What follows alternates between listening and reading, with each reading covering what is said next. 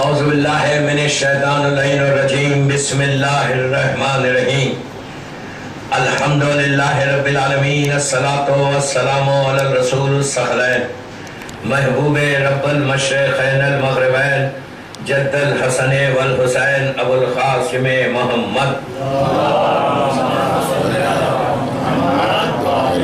وعلی اہل بیتہ طیبین الطاہرین المعصومین المظلومین بسم اللہ الرحمن الرحیم انا آتیناک الکوثر سبق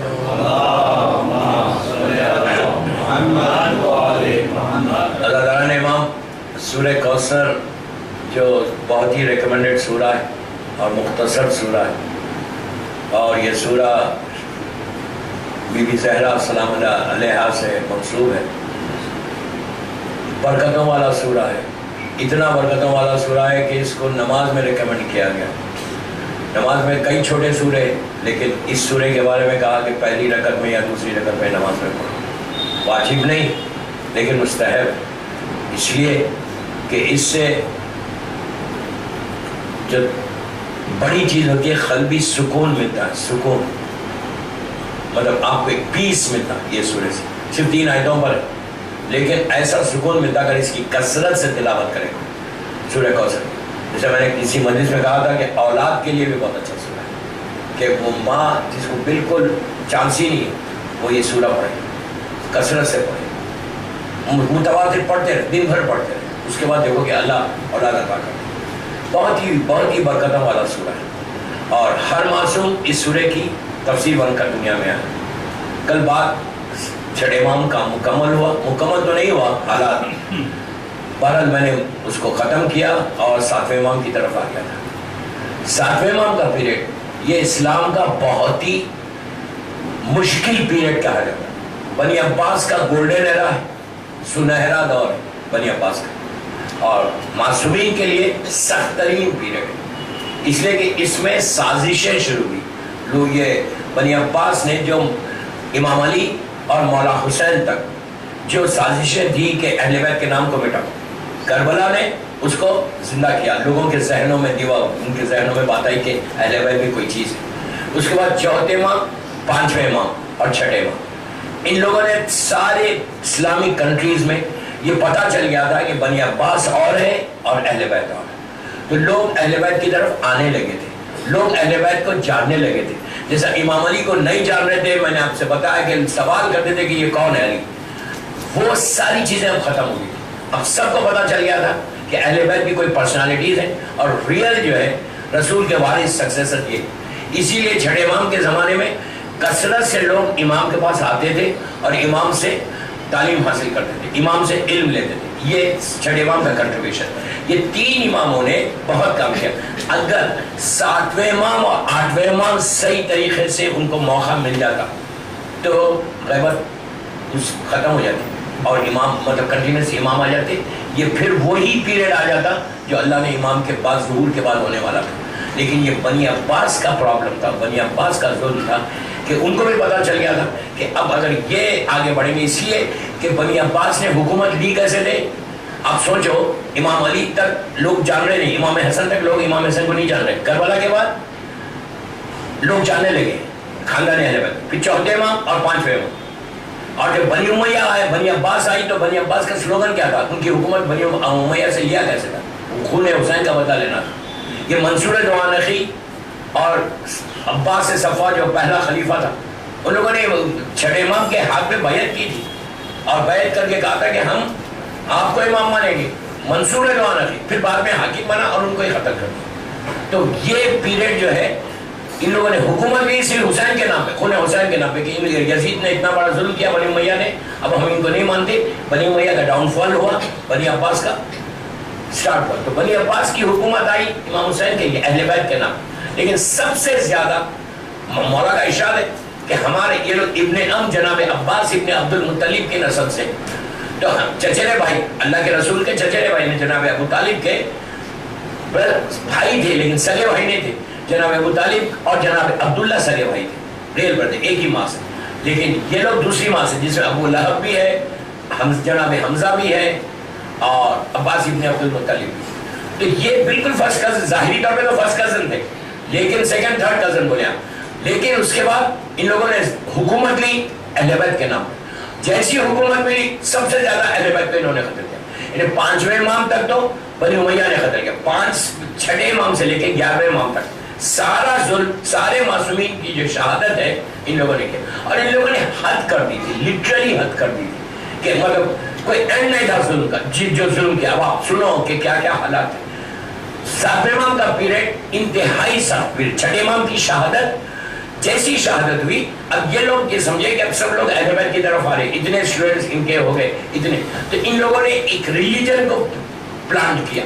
کون سا ریلیجن؟ یہ اسماعیلی فرقہ. کل میں نے چھیڑا تھا اسماعیلی فرقے کا، آج ڈیٹیل میں ان کے بھی نہیں جاتا، لیکن میں آپ کو بتا رہا یہ پلانٹیڈ ریلیجن ہے. بنی عباس نے کیا؟ کیوں؟ جناب اسماعیل کے بارے میں آج ہی ایک روایت پڑھ رہا تھا. 30 ایئرز یا بعض روایتوں میں 20 ایئرز پہلے انہیں 6 امام کی زندگی کہ 20 سال آپ اس کے بعد 6 امام 20 ایئر زندہ رہے. جناب اسماعیل کی وفات ہوگی. اب وہاں ایک جگہ ہے مکہ اور مدینے کے بیچ، یہ وہ جگہ ہے کہ جہاں ہماری سرکار کی والدہ بی بی آمنہ دفن ہے. آج بھی بی بی آمنہ کی مزار ہے پہاڑ کے اوپر، لیکن اسی انداز سے خبر ہے جیسا جنت البقیع میں یا جنت المولا میں بالکل نشان ہے. کبھی موقع ملے مکہ مدینہ تو ضرور جاؤ، یہاں بہت بڑی زیارت ہے. یعنی ہماری ماں کی زیارت، سرکار کی والدہ جناب آمنہ. اور جناب عبداللہ تو مدینے میں، مابین حرمین جنت البقیع اور مسجد نبوی کے بیچ میں جناب عبداللہ. بہرحال تو ابوا میں یہ جو ہے 7ویں امام کی ولادت ہوتی ہے 6 امام کے زمانے میں. اور وہاں اور جناب اسماعیل وہیں پہ دفن ہوئے، انتقال ہوا 20 ایئرز پہلے. تو حکم اسلام میں یہ ہے کہ جہاں دفن ہو وہیں دفن کر دو، انتقال ہو وہیں دفن کر دو. انتقال ہوا، اب یہ نہیں کہ آپ 4 دن ویٹ کر رہے. میں نے کہیں شاید یہیں پہ بات میں کی تھی کہ 3 چیزوں میں ہمیشہ جلدی کرنا، یہ اسلام کا حکم ہے. 3 چیزوں میں ہمیشہ عجلت کرنا. کسی کا قرضہ ادا کرنے میں، اگر آپ نے کسی کا قرضہ لیا تو اس کا قرضہ ادا کرنے میں فوراً جلدی کرو. یہ نہیں کہ آپ کے پاس پیسہ ہے بولیں گے یار دیکھیں گے دیں گے بعد میں، یہ کبھی نہیں کرنا. ہمیشہ قرضے کے، دیکھو آپ اسلام کتنا اچھی بات کر رہا کہ کوئی کسی سے لیا ہے تو اس کو ادا کرو فوراً، جلد سے جلد. اس لیے کہ ورنہ تم کو حساب دینا پڑے گا، مر گئے تو. قرضے کی ادائیگی میں جلدی کرو. لڑکی کی شادی میں جلدی کرو. لڑکی کی شادی میں اسلام بولتا ہے جلد سے جلد کر دو جیسی بڑی ہوتی. تیسری چیز میت کے اٹھانے، وہ مومن کی پہچان بتائی گئی کہ ادھر انتقال ہوا اور چند گھنٹوں میں اس کو دفن کر دیا. کیوں؟ دیکھیں وہ ریزنز الگ ہے، کسی کا بیٹا آنے والا ہے، بیٹی آنے والی ہے، آج کل کے جیسے حالات ہیں وہ حرام نہیں ہے، لیکن کہا کہ جلد سے جلد روح نکلنے کے بعد اس کو اپنے مقام پہ بھیج دو. یہ 3 چیزوں میں. لیکن 6 امام نے کیا کیا؟ جناب اسماعیل کے انتقال کے بعد آلموسٹ 50 مائلز، اس زمانے میں 50 مائلز بہت ہوتے تھے، ان کو آل دا وے ان کی باڈی کو مدینہ لایا. مدینہ لا کے پورے شہر کو بتایا، اس لیے کہ امام جانتا تھا کہ اب بعد میں میرے بعد یہ سب سے بڑا پرابلم ہونے والا ہے شرک. پورے شہر کو کفن کا بندے کفن کھول کے بولا دیکھو میرا بیٹا اسماعیل دنیا سے چلا گیا، دیکھو میرا بیٹا اسماعیل ختم ہو گیا، بتا کے ان کو دفن کیا. جب 6 امام کی شہادت ہوئی تو اس وقت یہ بنی عباس نے کہا کہ اب اگر شیر کو روکنا ہے 7ویں امام سے لوگوں کو ہٹاؤ، مصعب بن جعفر سے لوگوں کو ہٹاؤ. کیسے ہٹاؤ؟ انہوں نے اس کو پلانٹ کیا اس ریلیجن میں. ان کے جناب اسماعیل کے جو بیٹا تھا محمد، اس کا بہت بڑا رول ہے 7ویں امام کے واقعات میں. اس نے اس کو پکڑا. یہ بڑا لالچی تھا، گریڈی جس کو انگلش میں بہت ہی گریڈی تھا. اسی لیے ہمارے پاس سختی سے منع کیا گیا کہ کبھی لالچ نہیں کرنا. دعا کرو کہ اللہ دے، یہ بھی مل جائے، یہ بھی مل جائے، یہ بھی مل جائے، کیسے بھی ملے، حرام طریقے سے ملے، حلال طریقے سے ملے، لینا. کبھی یہ نہیں کرنا. ہمیشہ دعا کرو کہ اللہ دے تو رزقاً واسعاً حلالً طیباً عطا کرے، اس کے علاوہ کچھ آتا نہیں. تو یہ انتہا سے زیادہ گریڈی انسان تھا. اس کو خاندان اچھا، اور 7ویں امام کا فرسٹ کزن ہے. آپ سوچو کتنا خطرناک رشتہ ہے. آج اگر میں بولوں، اس سے پہلے میں نے کہیں پڑھا تھا تو بولا گیا کہ کیسے پاسبل ہے کہ امام زیادہ ظلم کرے. امام زیادہ ظلم نہیں کرے، وہاں پہ بھی شیطان پہنچتا. شیطان نے پہنچ کے ان کو الگ کیا. ہر امام زیادہ نہیں، ہر امام زادے جیسے امام حسن کی نسل سے اتنی قربانی دی گئی، اتنے سادات کی دیواریں چنی گئی، تو وہ ہر کوئی ایک وجہ کا نہیں ہوتا. جب نبی کا بیٹا گمراہ ہو سکتا، نو کا بیٹا گمراہ نہیں ہوا، اسی طرح سے کہیں بھی کچھ ہو سکتا. تو اس کو ان لوگوں نے بنی امیہ والوں نے پک کیا، بنی عباس والوں نے پک کیا. ہارون رشید نے پوچھا کہ خاندان اہل بیت میں، خاندان جعفر صادق میں کون ایسا کہ جو بڑا لالچی ہے جس کو ہم خرید سکتے ہیں. اس کو پک کیا، اس کو بلا کے کہا کہ اب تم اپنے آپ کو امام ڈکلیئر کر دو. کیوں؟ اس سے کہ یہ حق تمہارا ہے، تم بڑے بھائی کے بیٹے. اچھا، اور یہ کہا گیا، یہ نیوز پھیلا، یہ پورا نیوز پھیلی، اسپریڈ ہوئی کہ جناب اسماعیل کا انتقال نہیں ہوا بلکہ وہ غائب ہو گئے، غیبت میں چلے گئے. غیبت میں گئے اور بعد میں محمد کی شکل میں دنیا میں آئے. واپس محمد کی شکل میں آپ اس وقت اسماعیل ہیں اور یہ بڑے بیٹے ہیں امام جعفر صادق کے، تو ان کے حق پہ امامت جانی چاہیے. تو ہمارا یہ تصور تو نہیں ہے نا کہ کس کے ہاتھ پہ جانا چاہیے. ہمارا یہ ایمان ہے کہ اللہ جس کو امام بناتا ہم اس کو امام مانتے. ہم دنیا کے بنانے کے اس پہ امام نہیں بناتے. تو بہرحال اسماعیل کو اس طرح سے پلان کیا گیا اور اسماعیل نے اعلان کر دیا. اب دیکھو کہ کتنا خطرناک شیعوں کے لیے کتنا بڑا امتحان ہے. اچھا، اس زمانے میں آج کی طرح کمیونیکیشن سسٹم نہیں کہ آپ کی نیوز پھیلائے، آپ سپریڈ کر سکتے ہیں واٹس ایپ کے ذریعے، کسی کے ذریعے، اور حق کو بتا سکتے. اس زمانے میں ہم بتانے کا کوئی چکر ہی نہیں تھا. جو مدینے کے لوگ ہیں ان کو معلوم ہے، جو مدینے سے 4 کلومیٹر دور، ان کو کچھ نیوز نہیں ہے، ان کو آگے نیوز نہیں ہے. پورے اسلام کی جو کنٹریز تھی اور اس زمانے میں اتنا بڑا ہر طرف پھیلا ہوا اسلام، تو نیوز کیسے جائے کہ صحیح امام کون ہے کس کو معلوم. کتنا ڈیفیکلٹ تھا شیعوں کے لیے کہ پہچانا کہ صحیح امام کون ہے اور غلط امام کون ہے. اب ایک سبق پڑھے محمد بابا کے بڑے سبق پڑھے.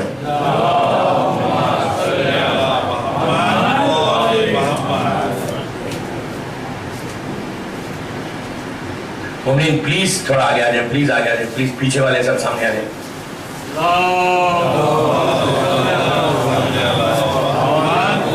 ایسے سلوات نہیں، بابا سے بڑا سلوات پڑھے.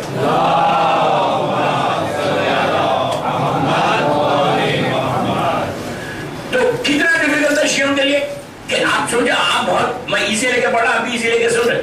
آپ کے ہمارے تصور میں ہی نہیں ہے کہ آج کی شیعت میں اس زمانے کی شیعت میں زمین آسمان کا فرق کہ آپ کو کریکٹ نیوز ہی نہیں آ رہی، آپ کے پاس کوئی انفارمیشن ہی نہیں ہے کہ امام کون ہے.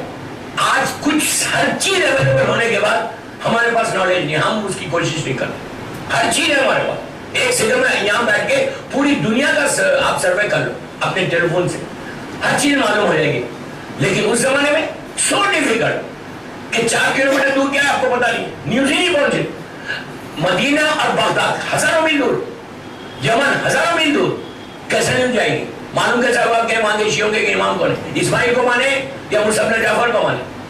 کتنا ڈیفیکلٹ زمانہ تھا، اتنا سخت ترین زمانہ. اور پھر دوسری چیز، اعلان بھی نہیں کر سکتے، بول بھی نہیں سکتے کہ ہم اس امام کو ماننا چاہتے. بنی امیہ کا دور، بنی عباس کا دور ہے.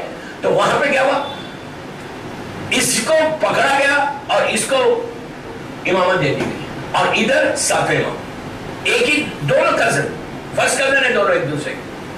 یہ بیٹا ہے، چچیرا بھائی ہے، چچا زاد بھائی ہے، سگا چچا زاد بھائی. اس کا واقعہ میں بعد میں بولوں گا، پڑھوں گا، ابھی نہیں پڑھتا. یہ گیا تھا سے شہادت مصعب بن جعفر میں اس کا بہت بڑا رول ہے، اس کا بہت بڑا رول. اس کی میں تو یہ بولتا کہ اس کی وجہ سے یہ بھی ایک قاتل ہے مصعب بن جعفر کا. ہارون رشید تو بعد میں ہوئے، یہ پہلا قاتل، اس نے وہ ظلم کیا ہے ساتویں امام کے اوپر. ہارون اور اسماعیل دونوں، محمد ابن اسماعیل دونوں مل کے امام کو شہید کیا. لیکن وہی بات کہ ایک لالچ میں گیا تھا، کچھ نہیں ملا، وہیں پہ قتل ہو گیا. تو بہرحال یہ پیریڈ گزر رہا تھا. تھوڑے سے لوگ تھے شیعت کے جو ساتویں امام کو سپورٹ کرتے تھے اور زیادہ لوگ اس کی طرف جا رہے تھے، اس لیے کہ حکومت لالچ دے رہی تھی، حکومت پیسہ دے رہی تھی. اور اسی زمانے میں ہارون جو ہے ایک ایسا ظالم بادشاہ تھا، ایسا آج اسلامک ہسٹری میں ہارون کو ہیرو بنا کے پیش کر رہے ہیں کہ ہارون نے یہ کام کیا، یہ کام کیا، یہ کام کیا. اس کے زمانے میں میوزک حلال ہو گئی تھی. اسلام میں جو پہلی مرتبہ میوزک حلال ہوئی، جو اوپن میوزک ہوتی تھی، وہ اسی کے زمانے میں. اس کے زمانے میں اس نے بغداد کو ٹوٹل کنسٹرکٹ کیا. منصور دو انخی نے سٹارٹ کیا. منصور کے زمانے میں بغداد کا فاؤنڈیشن رکھا گیا, لیکن یہ پوری سٹی بغداد لیلا اور مجنون کی جو ہے ایک کہانی کا شہر بن گیا تھا. وہاں پہ میوزک جیسا آج کی زمان میں بولتے پبس تھے, آج کے زمانے میں بولتے ہیں کہ میوزیکل انسٹرومنٹس جاری ہوئے, یہ اس کے زمانے میں تھے. ہارون نے ٹوٹل اس کے زمانے میں شراب اور میوزک کھلم کھلا کی جاتی تھی, اور جوا, تین چیزیں اس کے زمانے میں اوپن ہو گئی. انہیں حرام نہیں تھا, اسے کہ یہ خود بیٹھ کے دربار میں کر رہا تھا, یہ خود بیٹھ کے ہارون بیٹھ کے دربار میں یہ حرکتیں کرتا تھا کہ کھلم کھلا شراب پی رہا, کھلم کھلا یزید کے بارے میں کوئی حاکم نے کیا ہے کام تو یہ ہارون رشید. اس کے بعد اس نے میوزک حلال, آپ سوچو یزید کی بھی یہ مجال نہیں ہوئی تھی کہ پوری خود سن رہا, لیکن پورے اسلامک کنٹریز میں میوزک کو اوپن کرے. لیکن یہ ظالم یہ تھا کہ بغداد میں اس وقت جیسے آج کا مثال کے طور پہ پیرس ہو, آج کا مثال کے طور پہ نیو یارک ہے, جیسے بڑی سٹی نا, اس وقت اسلامک کنٹری کی سب سے بڑی سٹی, اور اس وقت اسلام جو ہے ان کے برابر آ گیا تھا. روم کی جو ڈائنیسٹی تھی, روم کا جو کرسچینٹی کا جو ہب تھا, جو اس وقت کا بگ پاور تھا, اس کے برابر اسلام آ گیا تھا. اس لیے کہ اسلام ہر طرف پھیل گیا, اتنی دولت آئی. ہارون کو جو گولڈن ایرا پیریڈ بولتے ہیں وہ اسی لیے بولتے ہیں, اتنی دولت. اور وہاں پہ اسٹیج کیا تھا بغداد میں کہ کوئی پیسے والا ہے تو کوئی غریب ہے, مڈل کلاس نہیں ہے جیسے بنگلہ دیش میں, جیسے پور کنٹریز میں آپ دیکھتے ہیں, یا صرف پیسے والا نظر آئے گا, ملینر نظر آئے گا, یا پھر غریب. ملینر بھی ایسے نظر آئے گا کہ ہزاروں کی اس نے ایک میوزیکل پروگرام کیا تھا ہارون نے کرنے کے بعد ایک کو بلایا تھا گانے والوں کو, بلا کے ایک گانے والا کہتا ہے کہ میں زندگی میں ایک دفعہ میں گیا اور ایک پروگرام ہارون کا اٹینڈ کیا, اٹینڈ کرنے کے بعد مجھے اتنی دولت دی گئی, اتنا پیسہ دیا گیا کہ پوری زندگی میں نے کوئی کام ہی نہیں کیا. یہ اسٹیج ہے پیسے کا, یہ غربت کا یہ عالم ہے کہ ایک سیدانی اولاد امام حسن سے مکمل حجاب میں اس کا اناج جا رہا تھا ہارون کا, اونٹوں کے اوپر کیملز پہ جاتا تھا اس زمانے میں, بیگز میں, گنی بیگز جس کو آپ بولیں گے, بیگز میں رکھ ویٹ اور رائس اور یہ سب جا رہے تھے. تو وہ جب کاروان جا رہا تھا تو بیگز میں سے جو دانے نیچے گر رہے تھے, ایک خاتون جو ہے مکمل حجاب میں کپڑے کو لے کے وہ دانوں کو چنتی جا رہی تھی. غربت کا یاد ہوتا. اس سے پوچھا گیا کہ تم یہ کیوں کر رہے, تو اس نے کہا کہ میں بیوہ ہوں, میرے 3-4 بچے, اور میں کئی دنوں سے فاخر سے ہوں. اسی کے زمانے میں یہ ہوا کہ ایک عورت قافلہ جا رہا تھا حج کے لیے, ایک عورت مردار گاربیج سے ایک مردار جانور مرغی پڑی ہوئی, اس کو نکال کے اس کی چھلکے اس کو کلین کر رہی. جو حاجی تھا اس نے کہا کہ تم کو پتا نہیں ہے مردار ہے, حرام ہے ہمارے لیے. تو اس نے ایسا پلٹ کے دیکھ کے کہا مجھے یہ بھی معلوم ہے کہ 3 دن کے بعد حرام حلال ہو جاتا. آپ سمجھے میری بات, مجھے یہ معلوم ہے مسئلہ, آئی نو حرام حلال بھی ہوتا کبھی. تو اس نے کہا میں سمجھا نہیں. کہا میں اولاد زہرا ہوں اور میں بیوہ ہوں, میرے بچے بھوکے 3 دن ہو گئے, میرے لیے یہ حرام حلال ہو گیا. اس کے بعد اس نے پلٹ کے پوچھا کہ تم کہاں جا رہے ہو, تو اس نے کہا میں حج پہ جا رہا ہوں. تو کہا تم حج پہ جا رہے, جا کے میرے جد کو بولنا کہ ان کی ایک بیٹی اس طرح پریشان ہے. وہ اتنا رویا, رو کے بنا میرا یہ حج کیا ہے, اولاد فاطمہ ایسی بھوکی ہے یہ حالت میں. اس نے حج کے پورے پیسے اس کو دے دیے, گھر واپس آ گیا. قافلے والا بولا کہ میں نہیں جاتا. اس زمانے میں یہ پاسپورٹ ویزا اس کا چکر تو نہیں تھا. اس نے کہا میرا حج ہی کیا ہے کہ اتنا اگر غریب اس طرح تڑپ کے مر رہے اور میں حج پہ جا رہا, پورا پیسہ دے کے واپس آ گیا. قافلے والے جب حج سے واپس آئے تو ان لوگوں نے کہا یار اگر تم کو جانا تھا کسی اور کے ساتھ تو بول دیتے, ہم نے تم کو صفا میں دیکھا, ہم نے تم کو مروہ میں دیکھا, ہم نے تم کو طواف میں دیکھا. بعد میں معصوم نے ارشاد فرمایا کہ اس کے بدلے میں اللہ نے ایک فرشتے کو اس کی صورت میں بنا کر حج کو بھیج دیا تھا. تو ایک پیغام تھا کہ اگر کوئی غریب مر رہا, تمہارا رشتہ دار, تمہارا وہ, اور وہ اس کے پاس کوئی سورس آف انکم کچھ نہیں ہے, تو تم سامنے والے کی مدد کرو, اس کو زندہ رکھو. اس لیے کہ اگر ماں پیسہ نہیں دیں گے, کچھ نہیں کریں گے تو بچے مر جائیں گے. زندگی ہمارے پاس سب سے امپورٹنٹ ہے. تو ہارون کے زمانے میں یہ تھا, یا کوئی پیسے والا ہے, کوئی ملینر ہے, تو کوئی بالکل زیرو ہے. اتنا پیسہ بانٹ رہا, اتنا لوٹ رہا. یعنی میوزک اتنی اوپن تھی کہ آج اگر وہ کتابوں میں دیکھے تو یقین نہیں آتا کہ آج کا جو پیریڈ ہے نا، آج کا پیریڈ کہ ہر طرف میوزک ہے، ایون ٹیلی فون میں میوزک، ایون بچوں کے جو کھلونے اس میں بھی بغیر میوزک کے کوئی کھلونا ہی نہیں، چھوٹے سے چھوٹا بھی انسٹرومنٹ ہے تو اس میں میوزک آنا ہی آنا ہے. تو اس طرح جیسا آج پلان کی جا رہی نا میوزک ہر جگہ، کہ میوزک کے بغیر تم زندہ نہیں رہ سکتے. اور لوگ بولتے بھی ہیں کہ مولانا سب سے اچھا مزہ یا سب سے زیادہ جب ہم کوئی اپنے کلاس کا یا کورس کا پڑھتے تو جب تک میوزک کی آواز کانوں میں نہیں آئی. اتنی اویئرنیس ہمارے پاس ہے. کچھ لوگ بچ گئے، کچھ لوگ آج بھی میوزک کی طرف ہے، جو ہماری روح کی غذا. ہماری شادیوں میں دیکھو آپ سائیڈ میوزک تو چلنا ہی چلنا ہے. آپ ان ریسٹورانٹس کو چوز کرتے ہیں کہ جن ریسٹورانٹس میں بہترین دھیمی میوزک آتے رہے. کینڈل لائٹ ڈنر میں جا رہے لیکن بیک گراؤنڈ میں ایک اچھی میوزک چلنا چاہیے. لیکن دوستو آپ نہیں کر رہے، لیکن میں آپ کے لیے تو نہیں پڑھ رہا پوری مجلس جو لیکچروں میں مجھے سن رہا. میری مجلس تو یوٹیوب پہ جانی، میں سب کو پڑھائی کر رہا. امریکہ میں جانتا، ایون بامبے میں جانتا ایسے لوگوں کو کہا کہ مولا اتنا میوزک بولتے. ارے بابا میوزک کو ہم تھوڑی بول رہے، اسلام نے منع کیا، اللہ نے منع کیا غنا کو. اور ہر امام نے، کسی امام کی کوئی ایک سیئنگ بتاؤ کہ جس سے معصوم نے کہا کہ تھوڑی سن سکتے زیادہ نہیں سن سکتے. یہ تو حال ہے ہمارا. ہارون نے اس کو جائز کر دیا تھا. اب پھر بول رہا اپنے آپ کو کیا بول رہا؟ سکسیسر آف پروفٹ، خلیفہ رسول. ادھر امام کیا تعلیم دے رہے اپنے شیعوں کو؟ امام بول رہے کہ یہ حرکتیں نہیں کرنا. اس کے بعد امام ایک دفعہ جا رہے، اب غور سے سننا، امام بغداد کے راستے سے گزر رہے ہیں، بہت بڑا محل، وہاں پہ کچھ کنیزیں کھڑی ہوئی ہیں باہر. ایک طرف سے اذان کی آواز آ رہی ہے، ایک طرف سے میوزک کی آواز آ رہی ہے. اس کے گھر سے مولا رکے مصعب نے جعفر رک کے اس کنیز کو بلا کے پوچھا کہ یہ بتا یہ کس کا گھر ہے؟ کوئی غلام ہے یا کوئی آزاد آدمی؟ کون ہے یہ؟ تو وہ کہتی ہے کہ تم یہ میرے فلاں ابن فلاں کا گھر ہے اور تم میرے آقا کو غلام بول رہے. اس کے پاس تو کئی غلام اور کنیزیں ہیں. تو کہا پھر یہ کیسا ہے کہ اذان ہو رہی اور میوزک چل رہی؟ اس زمانے میں لوگ کچھ بھی ہو نماز ضرور پڑھتے تھے. بہت بڑی بات تھی یہ میسج تھا میرا. ظلم کا زمانہ لیکن نماز کو نہیں چھوڑتے تھے، نماز لازم پڑھتے تھے. کتنا بھی بڑا ظالم ہو وہ نماز ضرور پڑھتا. لیکن آج پرابلم کیا ہو گیا؟ ادھر آنے کے بعد نماز ہی سب ہاتھوں سے چلی گئی. آپ کی نہیں، میں بات بول رہا. تو ہارون کا ایسا پیریڈ، اتنے سخت پیریڈ میں امام اپنے شیعوں کو تعلیم کیا دے رہا؟ اپنے شیعوں کو یہ کی تعلیم دے رہا کہ تم ہر عمل کرو لیکن اسلام کے فریم میں رہ کے کرنا. تم کو دنیا میں ڈوب کے رہنا نہیں. اب آپ سنو کہ امام مدینے میں زندگی گزار. ایک امام کی زندگی کا بڑا مشہور بات ہے، وہ شخصیت کا ہے اسی لیے. اور امام کو شیعہ کیسا چاہیے یہ دیکھو. علی ابن یقین کا نام سب نے سنا ہے. علی ابن یقین پرائم منسٹر تھا. غور سے سنا، پرائم منسٹر تھا ہارون رشید کا. ہارون رشید کی ڈائنیسٹی ہے، ایک اس کا نہیں ہے، کنٹری کا نہیں ہے، کئی کنٹریز کے آج کے اس کا پورے بنی عباس کی حکومت ہے. غور سے سنو، مشہور واقعہ ہے.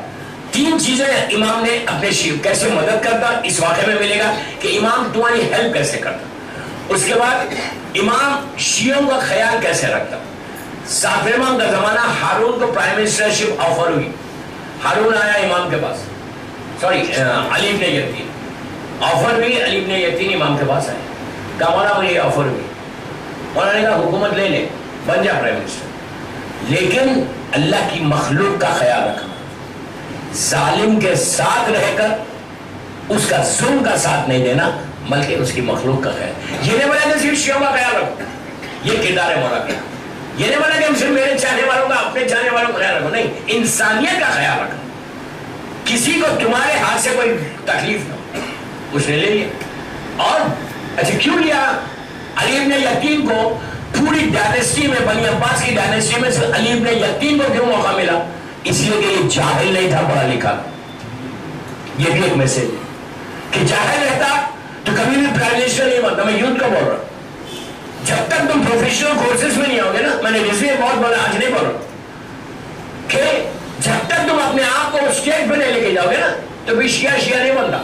اگر ریئل شیعہ بننا ہے، ریئل امام علی کے فالو بننا ہے تو ایجوکیشن کو اتنا حاصل کرو کہ جیسے امام علی بول رہے کہ اتنے علم کو حاصل کرو کہ تم ہر بڑی حکومت تمہاری محتاج ہو جائے. ہر حکومت محتاج अगर इंडिया में एग्जिस्ट करना, मैं यूथ को बोल रहा, इंडिया में एग्जिस्ट करना है तो तुम अपने नाम के साथ, अपनी फैमिली के साथ एग्जिस्ट नहीं कर सकते, बिजनेस के साथ नहीं कर सकते, फिर बोल रहा बिजनेस के साथ नहीं कर सकते, एजुकेशन के साथ कर सकते। एजुकेशन रहेगा तुम इस मुल्क में जिंदा रह सकते, अगर एजुकेशन नहीं रहेगा तो किसी मुल्क में जिंदा नहीं रह सकते। बार मैं एजुकेशन नहीं बोलना चाह रहा, तो हाँ, अली इब्न यकीन इसलिए स्टेज पे पहुंचा था कि वो he was so qualified person, so qualified। हारून जैसा जालिम हाकिम सातवें इमाम के जमाने में इतना इंप्रेस था इनसे। एक चीज ये थी, दूसरी चीज क्या थी, इस बंदे का कैरेक्टर था, किरदार था, इतना प्यारा कैरेक्टर, इतना सॉफ्ट स्पोकन था। आज हमारे पास पैसा आ जाए तो हम सॉफ्ट स्पोकन रहते, गुर्बत में इंसान सॉफ्ट स्पोकन रहता। क्या बोल रहा मैं, गरीब जब रहता बड़ा सॉफ्ट स्पोकन रहता, लेकिन जब पैसा आ जाता इतनी सख्ती आती जबान में ना, एक एक वर्ड गुरूर और तकब्बुर से जबान से निकलता, वो ईगो, वो तकब्बुर वो निकलता कि मैं कुछ हूं। और अली इब्न यकीन वो सो सॉफ्ट स्पोकन, इतना जब वो बात करते थे तो लोग सामने बैठने वाले बोलते थे यार ये बात ही करता रहे, इसकी बात सबसे अच्छी लगती।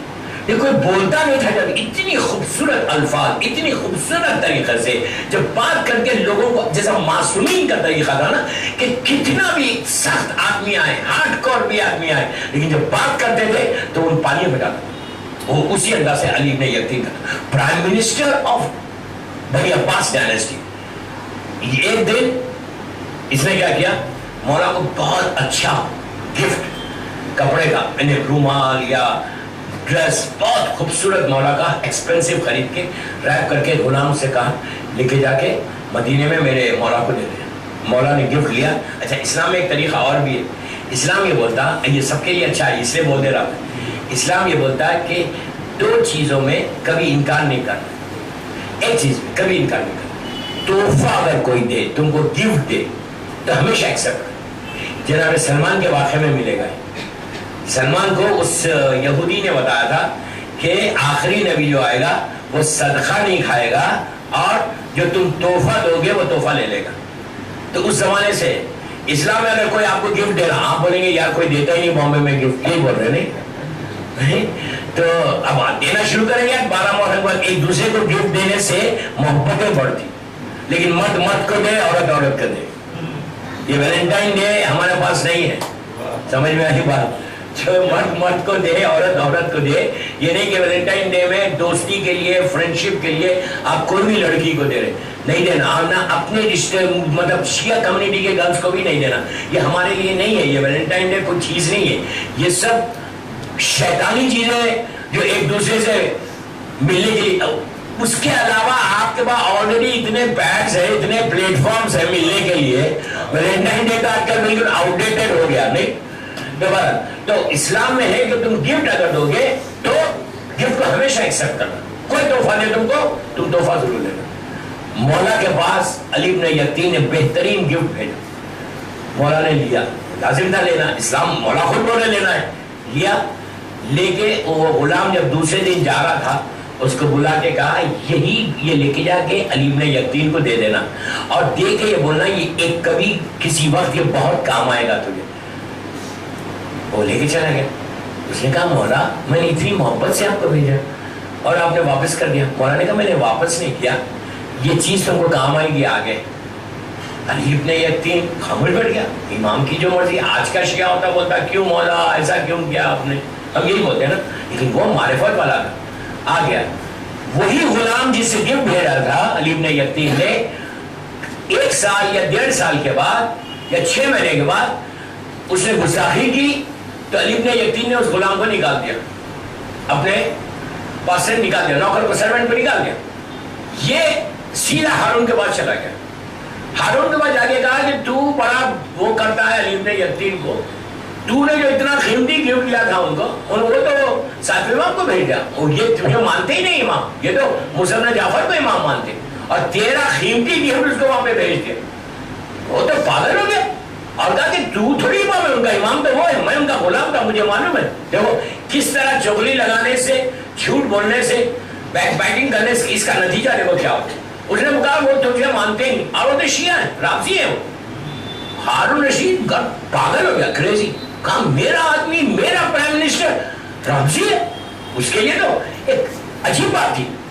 हुआ क्या उसके बाद, उसने इनको बुला लिया, इब्ने यतीम को दरबार में बुलाया। एक 6 महीने के बाद का वाक़या, बुलाया, बुला के कहा कि अली वो जो मैंने तुमको तोहफा दिया था वो कहाँ है? उससे से पूछा कहाँ है? अली ने यकीन ने कहा मेरे घर पे है। उसको यकीन नहीं आया। अब अली ने यकीन को एकदम वो इमाम का जुमला याद आया कि अली ये कभी काम आएगा तुम। अली ने यकीन को तब यकीन था कि वापस मेरे पास ये इस गुलाम को मालूम नहीं था। इमाम ने दूसरे तोहफों के साथ रख के दिया था, गुलाम को ये मालूम था कि इमाम ने वापस कर दिया।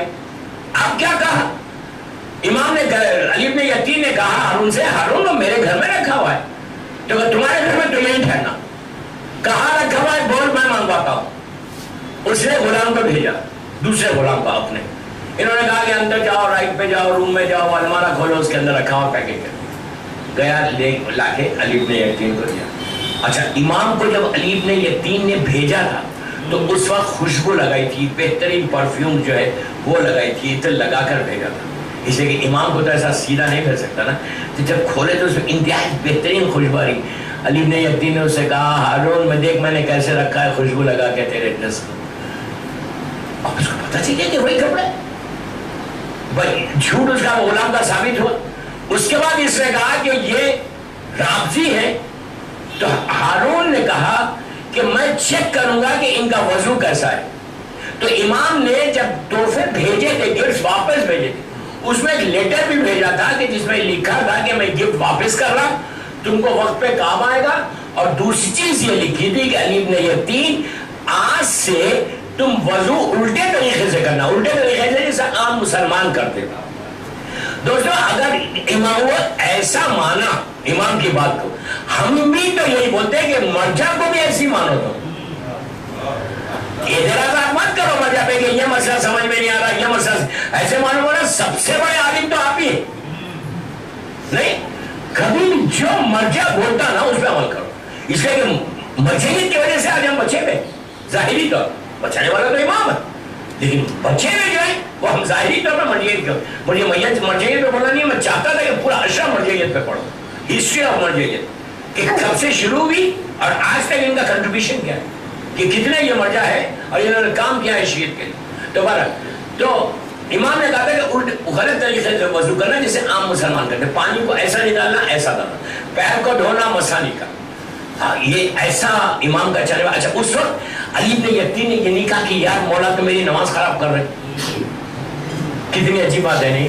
कभी आप सोचिए ये बात, इसमें कई मैसेजेस है।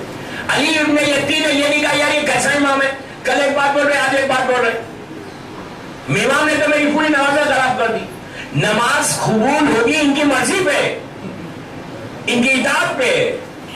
अगर इताअत इमाम नहीं है तो इमाम बोलता है, इमाम बोलता है कि तुम वजू ऐसे करो तो हम पे वाजिब है कि वजू ऐसे करो। फिर इमाम बोलता है कि अब चेंज करो और वजू ऐसे करो तो हम पे वाजिब है कि हम अपने। तो इसी तरह जो मर्जा बोलता है वो सुनो, जो मर्जा जिस चीज से रोकता है उसे रुक जाओ। सल्लल्लाहु अलैहि मोहम्मद।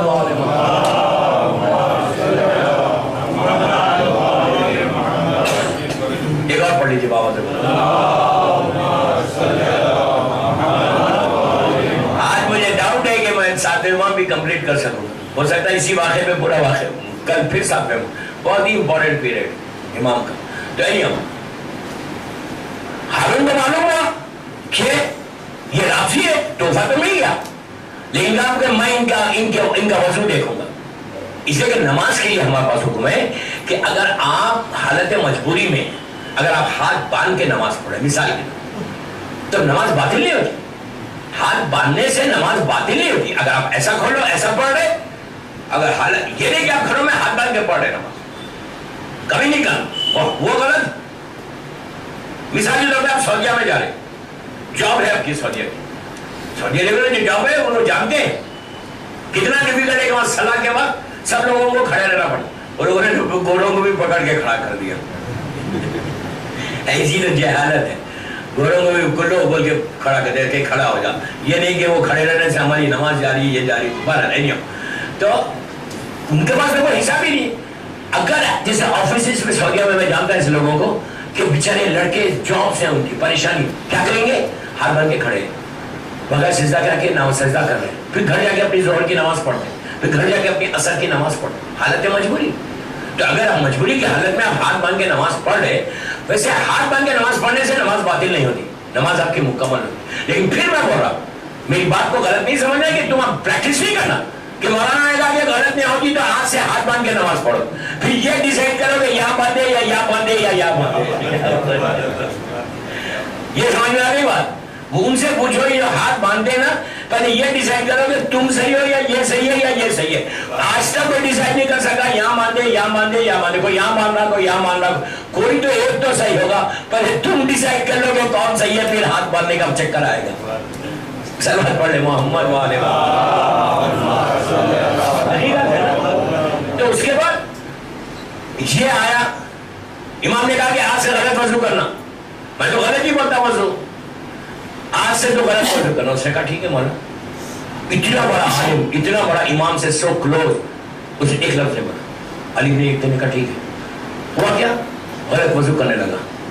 हारून ने बगैर अली ने यकीन का बताए अपने सिगरेट सर्विसी जो भी उसके थे, उससे कहा कि ये रहता क्या, अली वजू यहाँ पे करता इस हाउस के। उस समय में टैक्स सिस्टम नहीं था, हाउस थे, पौंड छोटे छोटे जो घरों में पौंड सकते, हाउस था, तो वहां करता है।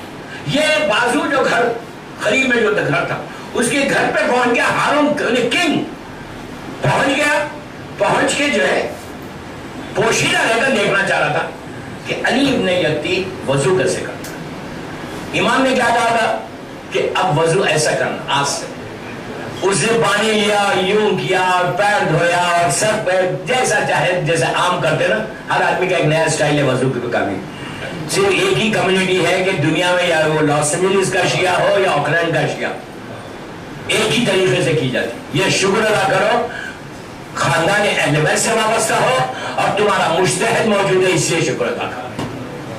अगर तुम्हारी मर्जियत नहीं होती तो तुम्हारा भी हशर यही होता, कोई यहाँ जाता, कोई यहाँ जाता, कोई, उनके पास सेंट्रल लीडरशिप नहीं है, जिसकी वजह से आज वो आम मुसलमान इस तरह हर वजह से वजू करते, हर वजह से नमाज पढ़ते। बड़ा उस पर बहस करना नहीं है मुझे। उसने अपनी आंख से देखा कि ये हमारी तरह वजू करता, नमाज तो छुप के फर्ज जैसा भी चाहे पढ़े, और तोहफा भी मिल गया। उसने उस गुलाम को बुला के जिसने इनकी शिकायत की थी, उसको, उसके सर को कलम कर दिया। आपने देखा कि अगर शिकायत या बैक बाइटिंग या इस तरह के करने का नतीजा क्या होगा, और यकीन हो गया। अब जब ये हो गया, हाँ, अली इब्ने यतीन घर आ गया। घर आने के चंद दिनों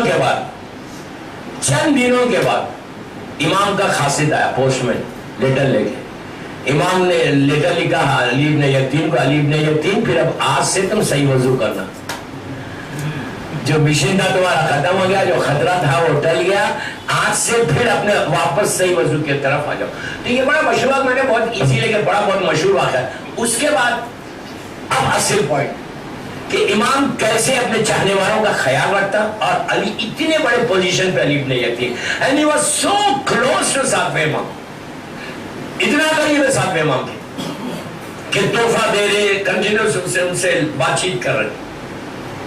हज के दौरान अली इब्ने यतीन हज पे आया, प्राइम मिनिस्टर। हज पे आने के बाद सीधा जो है मदीने मुनव्वरा जाता था। अल्लाह हम भी जाए मदीना जल्द से जल्द, ज़ियारत नसीब हो। पहुंचने के बाद ज़ियारत करके वो सातवें इमाम के घर जाता, सलाम करने, पोशीदा लेके जाता, जाके नॉक किया, अंदर से गुलाम आया, पूछा कौन, तो कहा मैं अली इब्ने यतीन आया, प्राइम मिनिस्टर।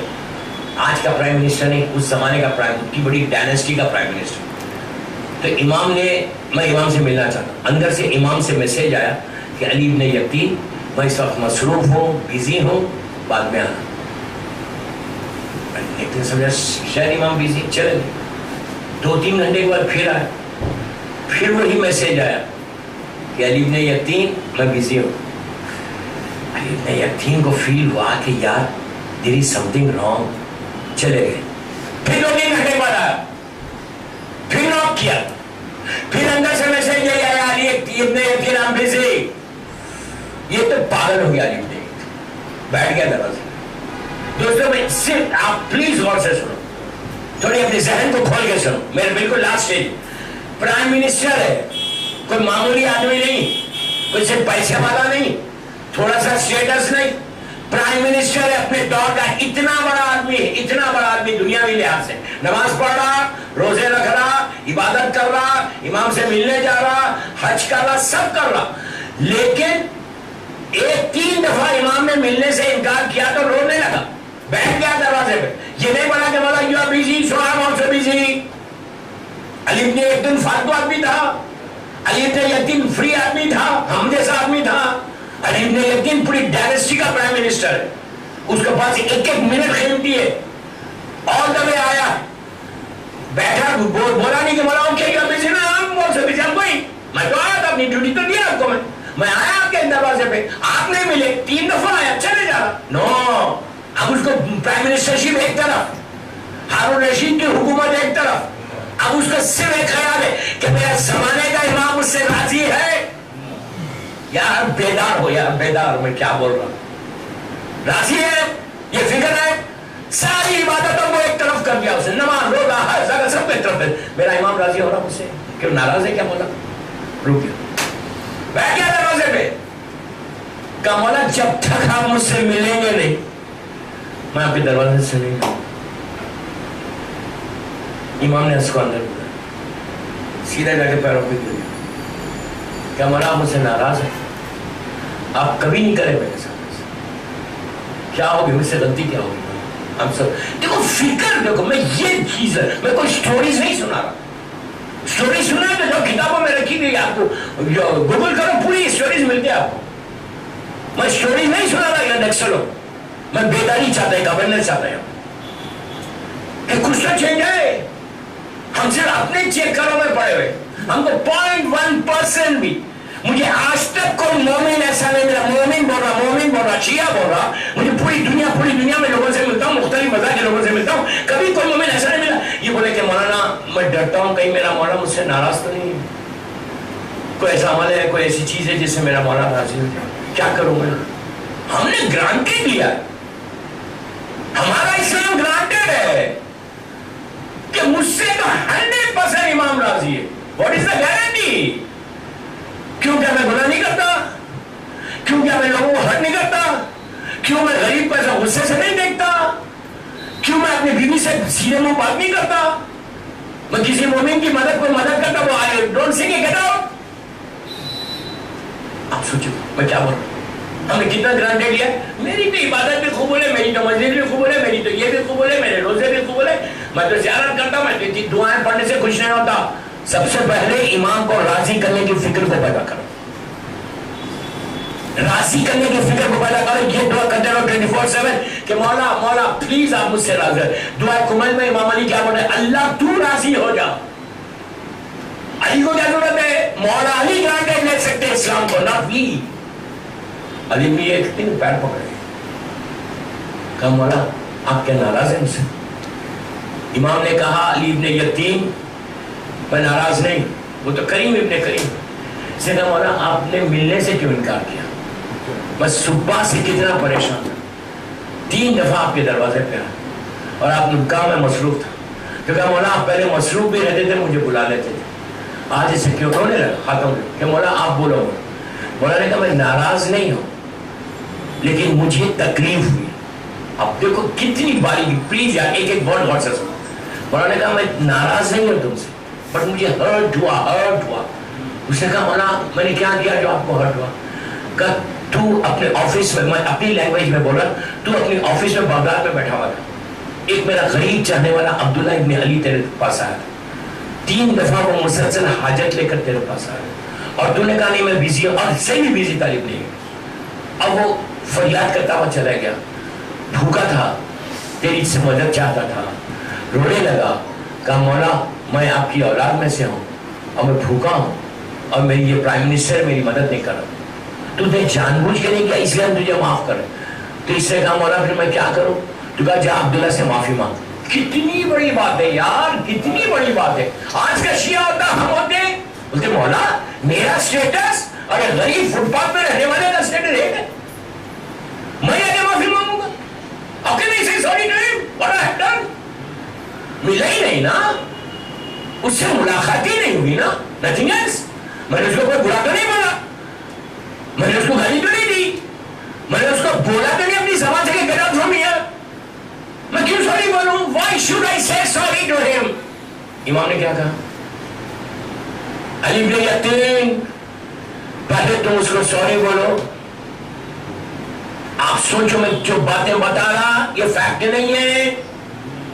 خاندان ٹوٹے لے کر خیسر باغ کی مجلس میں نے بولا کہ جمعرات ہے بابا, جمعرات ہے, کتنے لوگوں سے تم ناراض ہو, پہلے راضی ہو جاؤ. اس سے بات نہیں, اس سے بات نہیں, یہ بہن سے بات نہیں, وہ بھائی سے بات نہیں, اس کے بچے سے بات نہیں.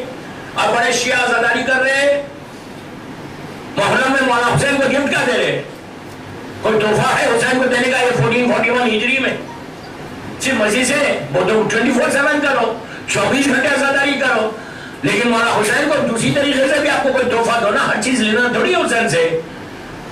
کہ بہت بہت بولا تو میں ریپیٹ نہیں کر رہا, یہاں پہ لوگ سنے ہوئے مجلس کل کی. تو یہاں امام کیا کر رہا؟ امام نے علی بن یتیم سے کہا, پھر دیکھو میں پھر کلیئر کر رہا, علی بن یتیم نے وہ آدمی کو ڈانٹا نہیں تھا, علی بن یتیم نے اس کو کوئی غصہ نہیں کیا تھا, علی بن یتیم نے یہ نہیں کہا تھا کہ گیٹ آؤٹ فرام ہیئر, صرف ملنے سے انکار کیا تھا, ملا نہیں تھا. اس کے دروازے پہ آیا تو ملے نہیں تھے. امام کیا کہہ رہا؟ امام کہہ رہا میں ناراض نہیں ہوں, لیکن مجھے ہرٹ ہوا ہے کہ تیرا پوزیشن ہے, اس میں 1000 میسیجز تھے جو میں بول دیا آپ کو, سمجھنے والے کے لیے کافی ہے. امام نے کہا کہ جب تک وہ معاف نہیں کرے گا میں نہیں کروں گا. اب آپ انصاف سے بولو, علی ابن یتیم ڈر سکتا تھا؟ علی ابن یتیم, اب میں جب بولتا ہوں کہ یہ کرو کوئی کرتا ہے, بولتا میں کیوں بھی لوں, مولانا اس کی غلطی ہے. مولانا کیا بول رہے؟ مجھے راضی کرنا ہے تو پہلے جا کے عبداللہ کو معافی مانگو. اور یہ کوئی اسٹوری نہیں سنا رہا, تاریخ کا مشہور ترین واقعہ ہے, ہر کتاب میں ملے گا. یہ علی بن یتیم اتنے اسٹیٹس کے بعد کہنے لگا, مولا then what you want me to do, I am here in Medina and he is in Baghdad. امام نے کہا جنت البقیع جا, اللہ ہم کو جنت البقیع کی زیارت نصیب کرے. ہاں نو, جب مجلس ایسی ہوتی تو آواز ہی نہیں نکلتی نہیں کسی کی. ایک سال پڑھے محمد بھائی, 2-3 دن رہ گئے, تھوڑا سا مجھے 10 منٹ زیادہ بھی پڑھ جائے تو معاف کر دینا, اسے سے مت دیکھو یار.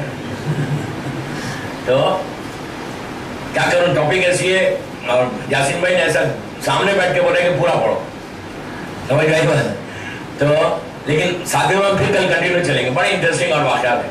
اس نے کیا کیا؟ کہا مولانا, امام نے کہا بخیل جا, وہاں پہ ایک سواری ملے گی, اونٹ ملے گا, اونٹ پہ بیٹھ جانا, باعجاز تو بغداد پہنچ جائے گا چند لمحوں میں. یہ امامت.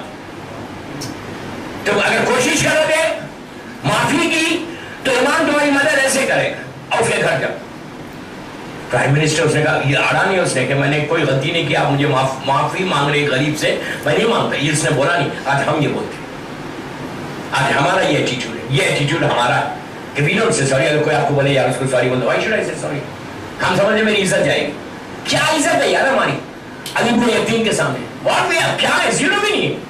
وہ پرائم منسٹر ہے, وہ اون پہ بیٹھا, میں شارٹ کر رہا ہوں, اون پہ بیٹھا, فیو سیکنڈز میں بغداد میں عبداللہ کے گھر پہنچا. رات کا وقت, اسے جا کے ناک کیا, عبداللہ کے گھر پہ ناک کیا. اندر سے آواز آئی, کون ہے؟ عبداللہ نے پوچھا کہ اتنی رات کو 12 بجے کون ہے میرے گھر؟ تو اس سے علی بن یتیم نے کہا میں علی بن یتیم ہے. تو اس کے کانوں کو یقین نہیں آیا. واٹ, علی بن یتیم, کون علی بن یتیم؟ یہاں کا پرائم منسٹر, اس کو کی کون بلیو. آپ سنیے, غریب فقیر آدمی پرائم منسٹر کے گھر میں پہنچ جائے تو وہ یقین آئے گا. علی بن یتیم نے کہا کہ ہاں عبداللہ, میں علی بن یتیم یہاں کا وزیر اعظم ہوں. وہ تو دیوانہ ہو گیا, بولا کہ اتنی رات کو میرے گھر پہ. دروازہ کھولا تو دیکھا سچی علی بن یتیم کھڑا. ایسا کیا کہا, عبداللہ تو مجھے معاف کر. وہ جھک گیا اس کے پیٹ میں. کیا بول رہے آپ, اتنے بڑے آدمی, آپ مجھ سے معافی مانگ رہے. کہ اگر تو معاف نہیں کرے گا تو میرا مولا مجھ سے کو معاف نہیں کرے گا. یہ اتنا 1% فگر میرے پاس ہے, یہی تو روتا ہوں یار پوری دنیا میں جا کے. کتنی غفلت ہے ہمارے پاس, کتنا گرانٹیڈ لیا ریلیجن کو. ہم کو اتنی فکر کبھی ہوتی یار میں یہ کر رہا, آج دن میں کوئی ایسا کام ہو گیا جس سے میرا مولا مجھ سے ناراض ہو. جب تک یہ فکر نہیں آئے گی اس وقت تک مومن نہیں بنو گے, اس وقت تک تم امام سے کلوز نہیں ہوگے, اس وقت تک تم امام کے کمپینین نہیں بن سکتے, اس وقت تک 1% بھی گارنٹی نہیں ہے کہ میری عبادت, میرے سجدے, میری دعائیں قبول ہوئی یا نہیں. عبداللہ کو یقین نہیں آ رہا, اس نے ہاتھوں کو جوڑ کے کہا آپ میرے سامنے ایسا مت کریں, آپ اصل بات سنو. اس کے بعد علی ابن یقطین, عبداللہ نے کہا کہ میں نے معاف کر دیا. علی ابن یقطین نے کہا ایسے معافی نہیں, اب سنو اصل پیک جو ہے جس کے لیے میں نے یہ پورا واقعہ پڑھا اور انتہائی مشہور واقعہ ہے, آپ نے بھی ہزاروں مرتبہ سنا ہو لیکن یہ طریقے سے نہیں سنا ہوگا جس طریقے سے میں پڑھا. عبداللہ نے کیا کیا, کہا کہ علی ابن یقطین مجھے ایسی زبان کی معافی نہیں چاہیے, مجھے کچھ پروف چاہیے. ذہن میں آپ کے رہنا کہ وہ پرائم منسٹر ہے, یہ فقیر آدمی ہے, وہ اتنا بڑا آدمی ہے, یہ فقیر ہے, اور علی ابن یقطین کی کوئی غلطی نہیں ہے, کوئی غلطی نہیں ہے. ایسا نہیں ہے کہ اس نے ہرٹ کیا ہے, ناراض کیا ہے, اس سے سہون ہو گیا, اس سے پتہ ہی نہیں تھا کہ کون ہے, وہ کہا میں بزی ہوں, چلا گیا. اس نے کیا کیا, علی ابن یقطین نے اپنے اس رخسار کو, ادھر دیکھو میری طرف, یہ رخسار کو زمین پہ رکھا. اس وقت پورا یہاں پہ ماربل نہیں ہوتا تھا, زمین ہوتی تھی, ڈسٹ ہوتی, ایسا یہاں رکھا, اور اس کے پیروں میں اس سے کہا جوتا تو نکال دے. اس نے شوز نکالا, عبداللہ نے کہا یہ اپنا دوسرا پیر میرے رخسار پہ ایسا رکھا, جو امپریشن پڑے گا نا ایسا جا کے میں مولا کو بولوں گا کہ مولا اس نے معاف کیا. یہ امام نے یہ نہیں کہا تھا ایسا کرو, امام نے یہ نہیں کہا تھا, غلط مت سمجھو, امام نے کہا تھا اسے معافی مانگو. خالی امام بتانا چاہے کہ ہماری نگاہ میں اگر علی ابن یقطین پرائم منسٹر ہے تو وہ غریب بھی ہمارے نگاہ میں برابر ہے. سمجھ میں آگے بات کلیئر ہوئی؟ ایک غریب بھی اللہ کی نگاہ میں برابر ہے, ایک پیسے والا بھی اللہ کی نگاہ میں برابر ہے. تو بس یہ تصور کر کے زندگی کو گزارو کہ ہر دن رات میں when you go to your bed, before you go to bed ایک دعا کرو کہ پروردگار تو راضی ہو جا, آج کے میرے اعمال سے, آج کا میرا دن تو راضی ہو جا. اگر تو راضی نہیں ہوا میرے کسی عمل سے, اگر تجھے ہرٹ ہوا ہے, تکلیف ہوئی ہے, I'm sorry, اور مجھے توفیق دے دے کہ میں اس سے معافی مانگوں. یہ امام کر, بس میں کیا کروں, 1 گھنٹہ نکلا, کل پھر یہیں سے امام کے اور حالات بتاؤں گا. ایک صلوات پڑھے محمد.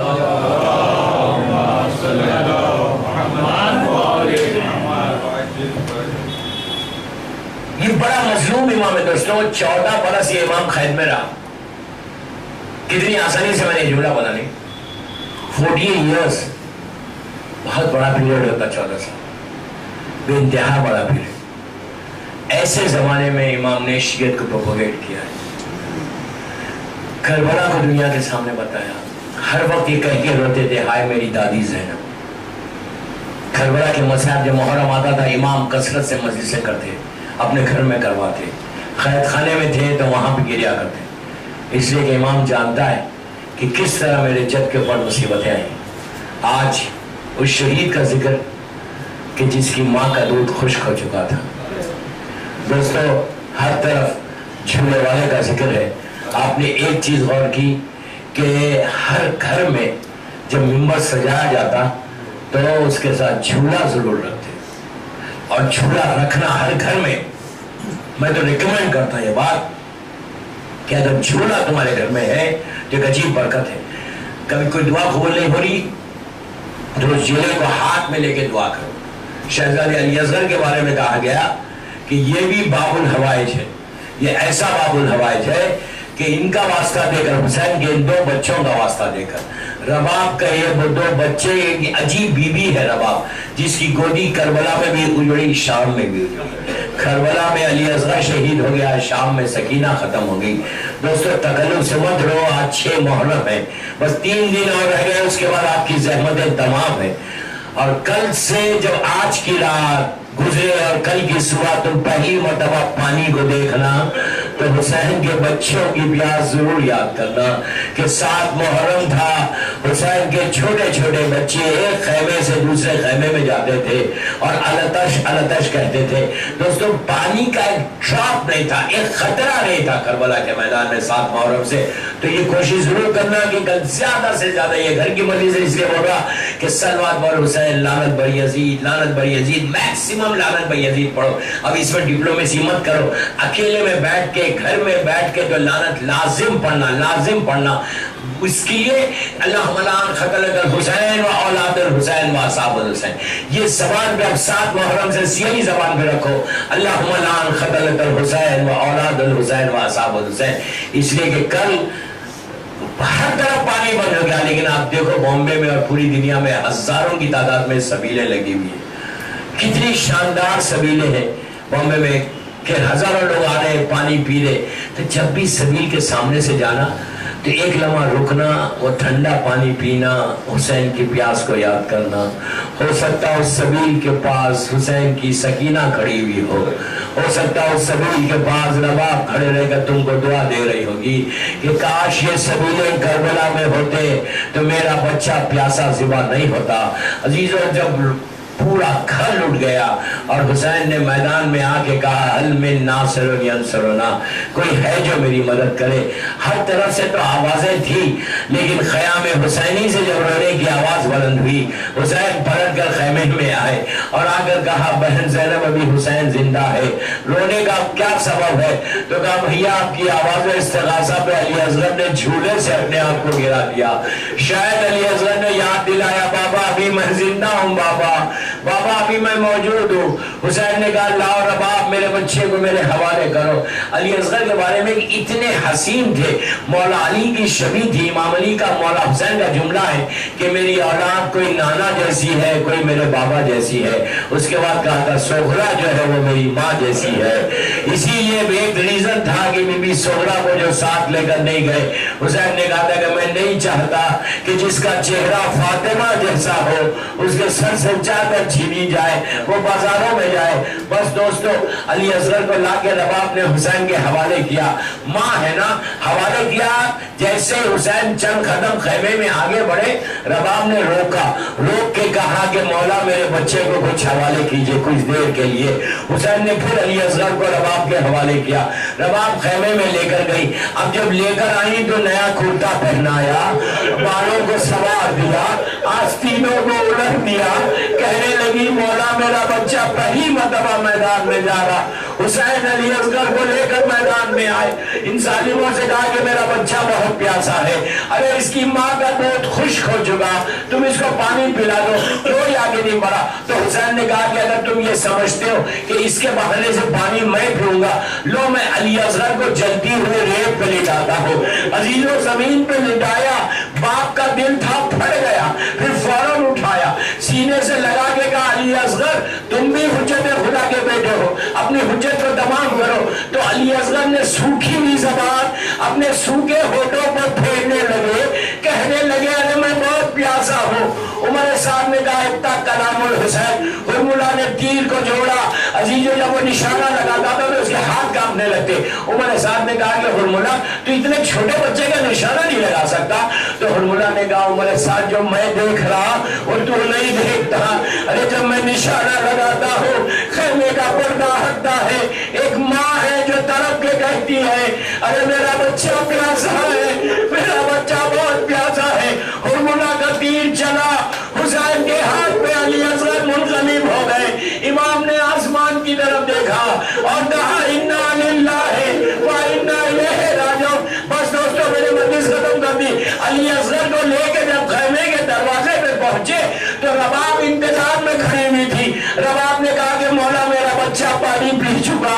ارے اب حسین کیا جواب دے, سر کو جھکا کے کہا رباب وعدہ کرو کہ تم صبر کرو گی. رباب نے کہا مولا میں وعدہ کرتی ہوں. حسین نے ابا کے دامن کو ہٹا دیا. ماں کی چیخ نکل گئی. کہا علی اصغر کہ تمہارے اتنے بچے بھی ذبح کیے جا سکتا ہے.